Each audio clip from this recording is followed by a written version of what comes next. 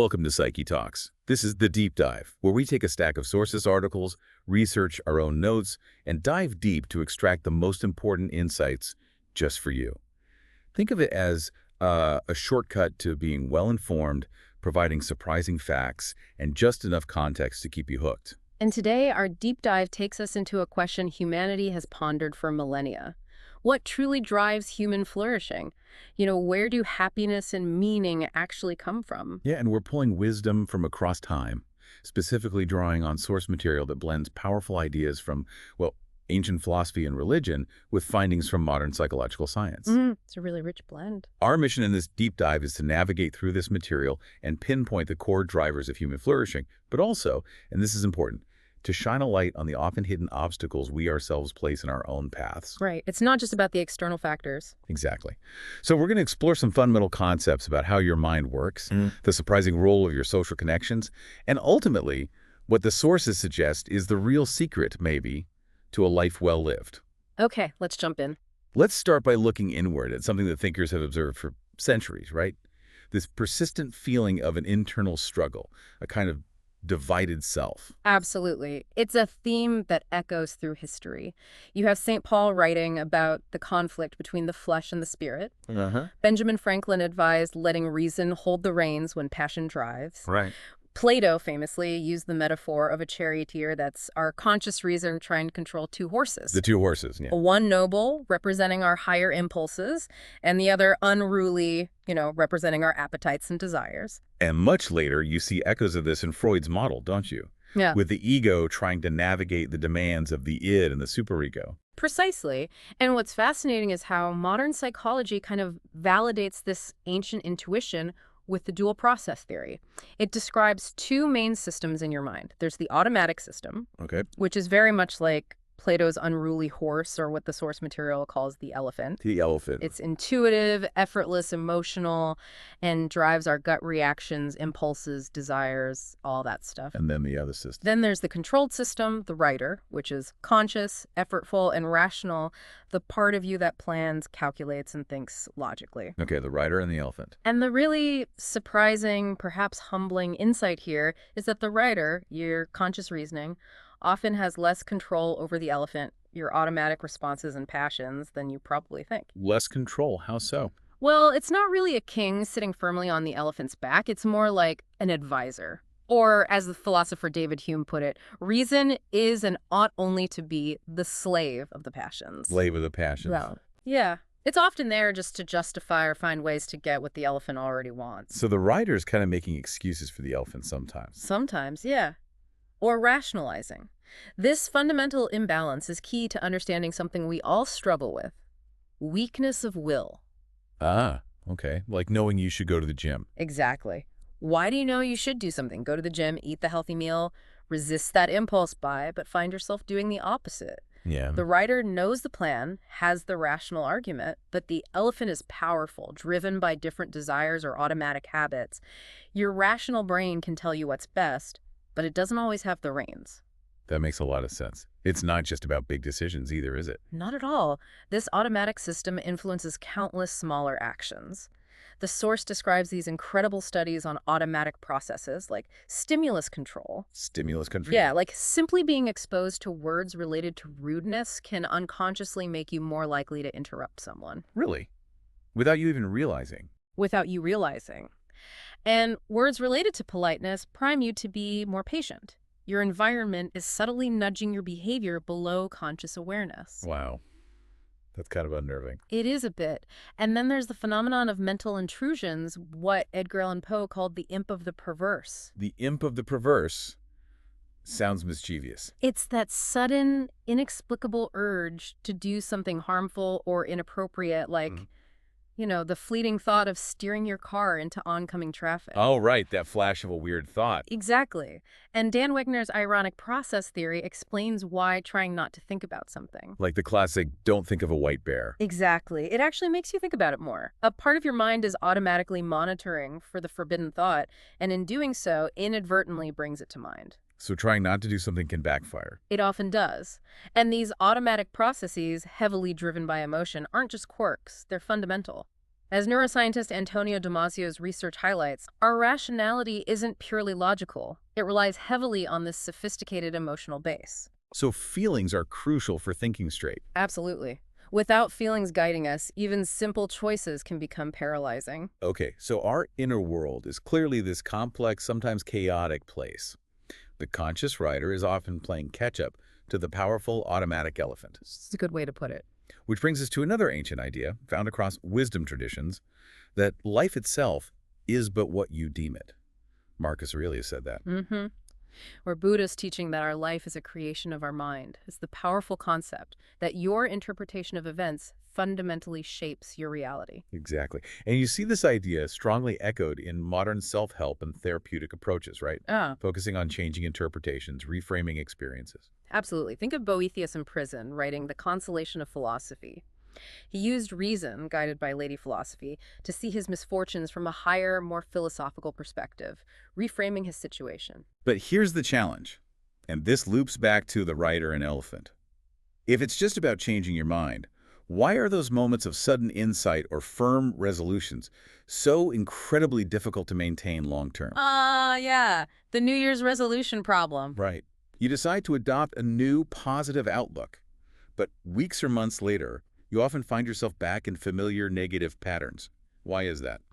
Again, the writer made a decision, a conscious choice, but the elephant didn't necessarily get on board. The underlying automatic patterns didn't change. And this difficulty is profoundly shaped by something called the negativity bias, isn't it? Yes, absolutely crucial. Our brains are simply wired to react more strongly, quickly, and persistently to bad things than good things. It's a survival mechanism, I guess. Pay attention to threats. Exactly. But in modern life, it means negative experiences just stick harder. They influence us more than positive ones. Like in relationships. I heard something about a ratio. You probably heard about Gottman's research. It suggests it takes something like 5 positive interactions to outweigh the impact of just 1 negative interaction. 5 to 1. Wow. Yeah. Or think about money.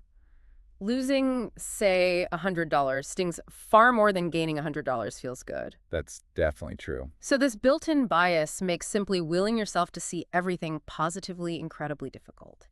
Our affective style, our brain's default setting towards positive or negative reactions, influenced by these underlying approach and withdrawal systems, plays a huge role here.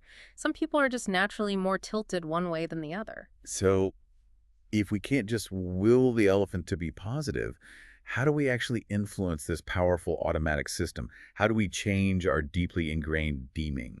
Well, the source material points to methods that work by subtly retraining the elephant or shifting its underlying affect rather than just ordering it around. Like what? Meditation, for instance.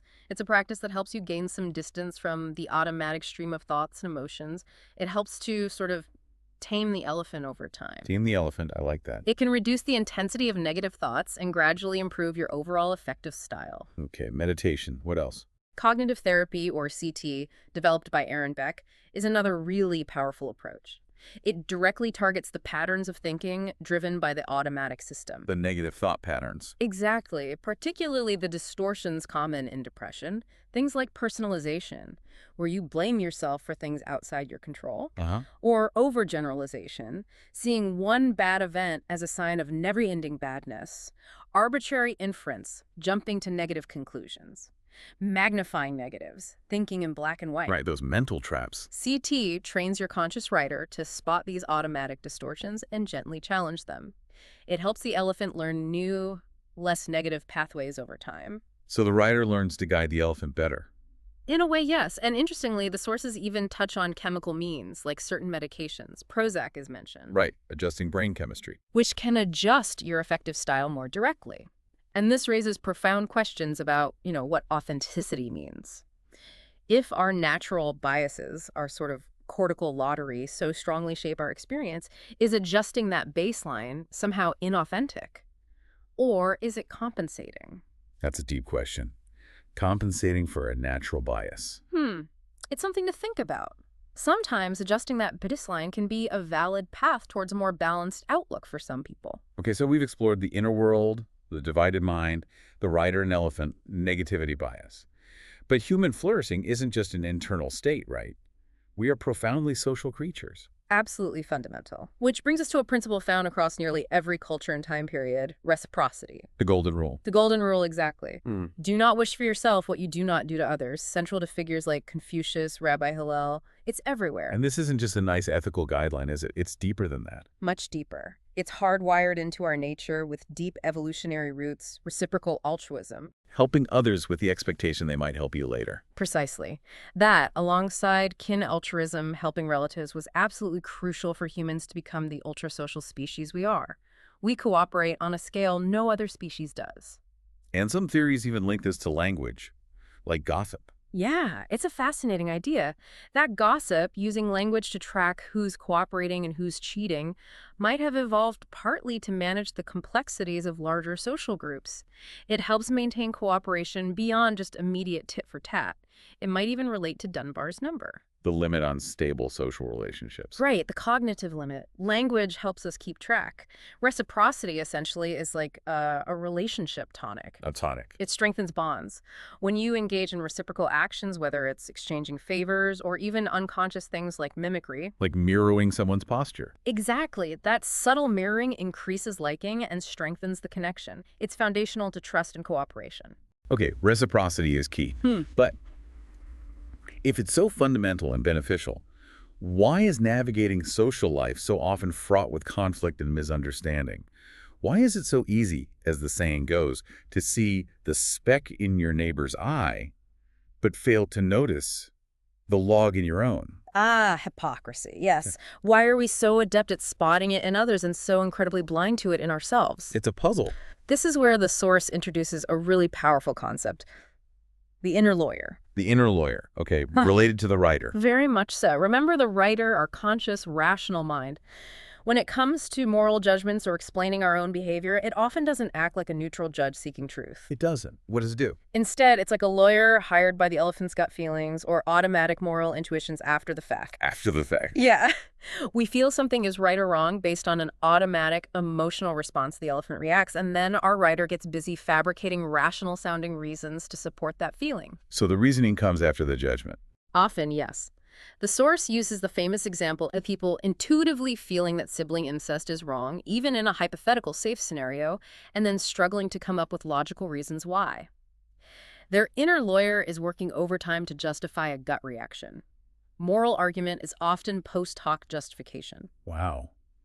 That explains a lot about arguments. It really does, and this leads directly to what psychologists call naive realism. Naive realism. It's the absolute conviction that you perceive the world objectively, exactly as it is, total clarity. Okay. And because you see reality so clearly, anyone who disagrees with you must be biased. They must be driven by self-interest or blinded by ideology or just being irrational. Because they don't see the obvious truth that I see. Precisely. This is a huge driver of conflict. Neither side truly understands that the other side's reality is also filtered and constructed by their own inner lawyer, justifying their elephant's feelings. We're all living in slightly different realities, constructed by our inner lawyers. In a sense, yes. And this naive realism also fuels the myth of pure evil. The myth of pure evil.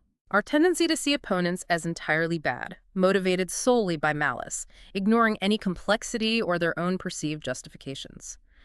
As sociologist Roy Baumeister's work shows, people who do things we see as evil rarely see themselves that way. They often feel justified, or even like they are the victim. That's sobering. We simplify the other side. We do. So how do we break free from this cycle of hypocrisy and conflict, driven by our inner lawyer and naive realism? Yeah, what's the way out? The source suggests the difficult but essential path: looking inward, consciously trying to find fault in ourselves. Overriding the inner lawyer's defenses. Exactly. It means hitting pause on the justifications. Studies, like those by Batson and Lowenstein mentioned in the source, demonstrate that simply forcing people to consider their own contribution to a conflict, even if they think it's small, just considering it, significantly softens their anger towards the other party. It opens the door for reciprocal attempts to mend the relationship. So acknowledging even a tiny bit of your own fault can de-escalate things. It requires the writer to stop acting as a lawyer and really try to be a more honest observer. which is challenging, especially when the elephant is really dug in on seeing the other side as wrong. The real challenge for the writer. Okay, so we've looked inside and we've looked at our social interactions. Now let's tackle the big question. Where does lasting human flourishing, happiness, and meaning truly come from? Right. The ultimate goal. Ancient wisdom, often seeing the external world as chaotic and uncontrollable, frequently preach that happiness comes only from within. Like the Stoics or Buddha advising detachment from unpredictable circumstances. Exactly. Or the author of Ecclesiastes finding external pursuits like wealth and pleasure ultimately meaningless. Vanity. But modern psychology gives us a more nuanced picture, doesn't it? Not just internal. It does. It suggests flourishing comes from within A&D, from getting the relationship right between our inner selves and the external world. It's about that connection. Okay, how does that work? Well, one key finding is the progress principle. Progress principle. This is the idea that the brain is actually more rewarded by making progress toward a goal than by simply achieving it. So the journey is more rewarding than the destination. In many ways, yes. As Shakespeare put it, joy's soul lies in the doing. Research on pre-goal effect shows we feel good as we move closer to something we want. The moment of achievement often brings only a temporary burst, or maybe just a sense of relief or contentment, not lasting euphoria. Huh. So chasing the goal is the fun part. Often, yeah. And then there's the famous adaptation principle, sometimes called the hedonic treadmill. Ah, the treadmill. I've heard of this. We just get used to things. Exactly. We adapt remarkably quickly to both good and bad circumstances, eventually returning to a relatively stable set point of happiness. A set point, determined by genetics. Significantly influenced by genetics, yes. So achieving a new status, buying a bigger house, getting that raise, these often provide only a temporary boost before our expectations rise and we return to our baseline. So you need more and more just to stay at the same level of happiness. That's the treadmill idea. Adam Smith observed this centuries ago. The boost from getting something new fades quickly. Striving purely for external status or wealth on this treadmill is often a recipe for disappointment in the long run. Okay, so if simply getting more external stuff doesn't bring lasting happiness because we adapt, what external factors do matter for lasting flourishing? The sources, drawing on thinkers like Freud and Tolstoy, converge on two fundamental areas: love and work. Love and work, okay. Love, meaning strong social relationships, is absolutely critical. As we discussed, we are an ultra-social species. Decades of research confirm that strong social connections are perhaps the single biggest predictor of long-term health, longevity, and well-being. More important than wealth or status? Often, yes, for long-term well-being. From infancy, think attachment theory, through adult romantic love and friendships, our need for secure, reciprocal bonds is deeply ingrained. We are wired for connection, and flourishing happens in connection. So relationships are vital. What about work? And work, understood not just as a job you do for money, or even just a career path, but as having a calling. A calling. What does that mean exactly? Work that is intrinsically fulfilling. It allows you to use your strengths. It provides those flow experiences where you're completely absorbed and challenged. Right. Losing track of time because you're so engaged. Exactly. And crucially, it feels like it contributes to something larger than yourself. This fulfills a basic human need for affectance or mastery, the drive to interact effectively with your environment and make a difference. Like the example in the source about the hospital janitors. Yes, that's a powerful example. Some janitors saw their work not just as cleaning, but as integral to healing patients. They found meaning and flow even in tasks others might see as menial, because they framed it as part of a larger important purpose. That's having a calling. Finding meaning in what you do. Love and work. Is there anything else? The source also introduces a third dimension, often described using terms like divinity or sacredness. It's conceived as a vertical dimension of human perception. Vertical, how so? It goes beyond the horizontal dimensions of closeness, relationships, and hierarchy, status, achievement, and work. The source uses the flatland metaphor.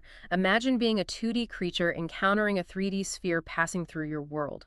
It adds depth, a connection to something larger than the self. Like experiences of awe. Exactly. Experiences of awe and elevation, whether prompted by nature, witnessing great virtue, engaging with art, or religious experiences, connect us to this greater scale, this vertical dimension. Interesting. So love, work, and this sense of divinity or connection to something larger. Bringing these elements together points towards what the source calls vital engagement. Vital engagement. It's the state of being fully immersed and connected to people, to projects, your work or calling, Yeah. and perhaps to something larger or sacred. Okay. And mental health comes from this too. Mental health and meaning also arise from coherence.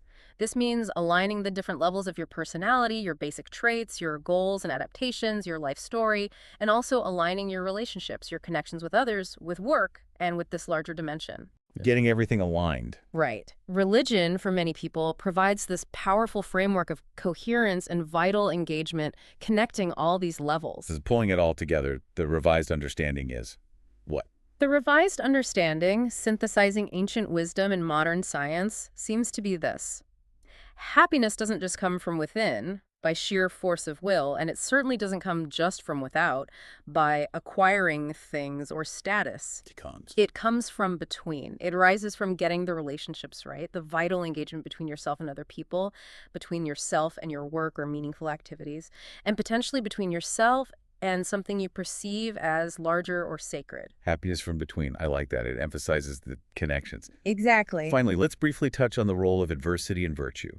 Does suffering make us stronger? Nietzsche's idea. Right, the adversity hypothesis. It's complex. Trauma can absolutely cause significant harm, leading to conditions like PTSD. We can't romanticize suffering. But research on post-traumatic growth does show that adversity can also be a catalyst for positive change for some people, under some circumstances. What kind of positive changes? Things like an increased sense of perceived control. I got through that, I can handle things. Stronger relationships, challenges can test and deepen bonds, and often a powerful shift in priorities towards appreciating life and others more deeply. Like the story of King Ashoka. That's a classic ancient example, yes.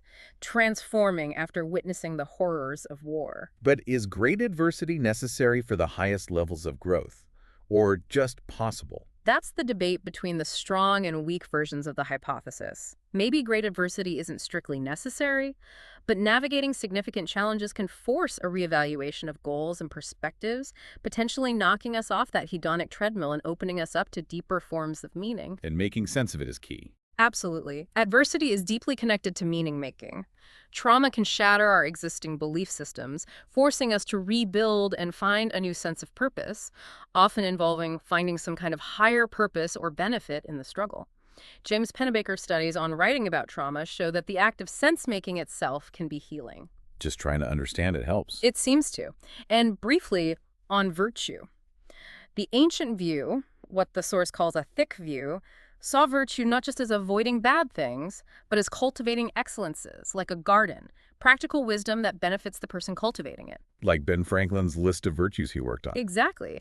The modern thin view often reduces morality more to solving abstract dilemmas or trade-offs between self and other. And positive psychology fits in here. Yes, positive psychology, by focusing on identifying and cultivating character strengths like the VIA classification does, aligns more with that ancient thick view. Using your signature strengths in action. Like the student using her strength of kindness. Right. It doesn't just feel good. It can lead to flow, deep gratification, and make the pursuit of excellence itself rewarding. So virtue, fully realized, is also about vital engagement. Exactly.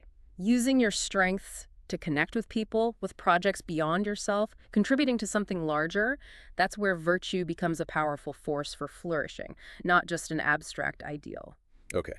So we've taken quite a journey today. We certainly have. We've dived deep, moving from the internal landscape of the divided mind, the writer and the elephant, the challenges of changing perspective with the negativity bias. Through the fundamental social world governed by reciprocity but complicated by our inner lawyers and naive realism. To explore the conditions for true human flourishing, finding that lasting satisfaction comes less from external achievement on the hedonic treadmill. And more from cultivating those vital relationships in love, work, and maybe that connection to something larger. The core insight, really drawing from both ancient wisdom and modern science, is that happiness isn't just internal or external. It arises from between, from the vital engagement and the right kind of relationships you cultivate between yourself and the world around you. So, maybe a final thought for you, the listener. How might understanding these forces, the writer and elephant within, the pull of reciprocity, the sabotage of the inner lawyer, the limits of the treadmill versus the rewards of vital engagement, how might these insights change how you approach building meaning and pursuing happiness in your own life? Something to consider as you go about your day. Thank you for your support and for listening.